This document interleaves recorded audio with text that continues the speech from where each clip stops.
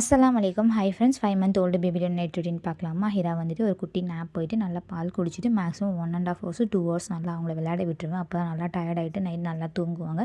அந்த கேப்பில் வந்து அவங்களுக்கு பம்ப் பண்ணி எடுத்துக்குவேன். ஏன்னா அவங்க டேரக்ட் ஃபீட் இருக்கிறது கிடையாது. அவங்களுக்கு உண்டான நைட் ரொட்டீனுக்கான எல்லாமே திங்ஸ் ரெடி பண்ணி வச்சுட்டேன். ஸ்லீப் ஷூட் தான் அவங்களுக்கு போட்டு விடுறேன்.